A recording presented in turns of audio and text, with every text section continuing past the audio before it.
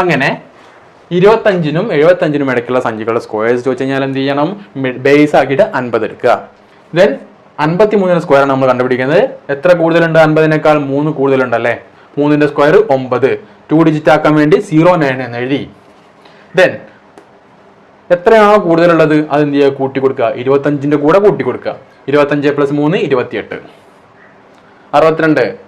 12 കൂടുതലുണ്ടല്ലേ? 12ന്റെ square 144. എത്രയാണ് കൂടുതലുള്ളത് അത് ഇതിന്റെ കൂടെ കൂടി കൊടുക്കുക. 25ന്റെ കൂടെ കൂട്ടി കൊടുക്കുക. 37. 25 12 37. 2 ഡിജിറ്റ് ആണ് നമുക്ക് ആവശ്യം. 2 ഡിജിറ്റ് നിർത്തി 1 എന്ത് ചെയ്ത് ക്യാരി ആക്കി ഇങ്ങോട്ട് കൊടുത്ത് 37 1 38 38 44. ഓക്കെ ആണല്ലോ. അപ്പോൾ 25നും 75നും ഇടയ്ക്കുള്ള സ്ക്വയേഴ്സ് കണ്ടുപിടിക്കാൻ പറഞ്ഞാൽ വളരെ ഈസി ആണല്ലേ? ഓക്കെ ആണല്ലോ. ഇതിന്റെ ഡീറ്റെയിൽസ് ആയിട്ടുള്ള വേർഷൻ നമ്മളുടെ പ്ലേലിസ്റ്റ് കിടക്കുന്നുണ്ട്, പോയി നോക്കുക. ഓക്കെ, നെക്സ്റ്റിലേക്ക് പോകല്ലേ. സ്ക്വയർ നമ്മൾ എപ്പോഴും ഡിസ്കസ് ചെയ്യാറുണ്ട് അല്ലേ? എന്നാൽ ക്യൂബിലേക്ക് പിടിച്ചാലോ? നോക്കി